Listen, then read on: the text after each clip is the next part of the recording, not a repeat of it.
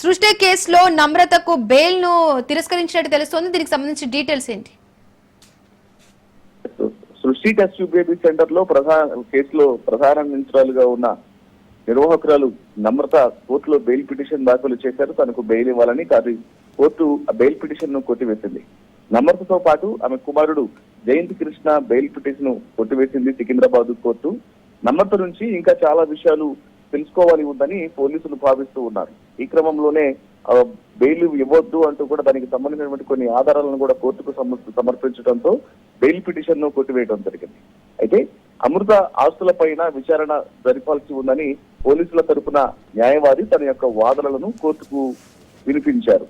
ఇక న్యాయవాది వాదనలతో కోర్టు ఏకీభవించి నమ్రత ఇచ్చిన బెయిల్ పిటిషన్ ను కొట్టివేయడం జరిగింది. ప్రస్తుతం నమ్రత కంపెనీలపైన దర్యాప్తు జరపాల్సి ఉందని పోలీసులు భావిస్తూ ఉన్నారు.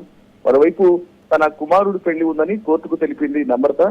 కుమారుడి పెళ్లి కార్డును సైతం కోర్టుకు సమర్పించారు నమ్రత తరపున న్యాయవాదులు.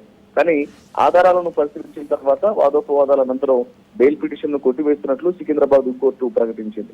మరోవైపు సృష్టి కేసులో special investigation team sit entry ఇవ్వబోతోంది.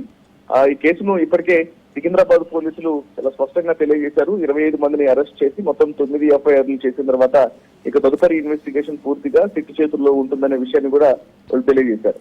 సో ఈ క్రమంలోనే ఇప్పుడు వీళ్లకు బెయిల్ ఇస్తే ఖచ్చితంగా కేసు అనేది తప్పుదారిని పట్టే అవకాశం ఉంది కాబట్టి సో ఇంకా చాలా విషయాలు వెలుగులోకి రావాల్సిన ఉందన్న కారణంతో కోర్టు బెయిల్ ఇవ్వకుండా బెయిల్ పిటిషన్ ను కొట్టివేసింది.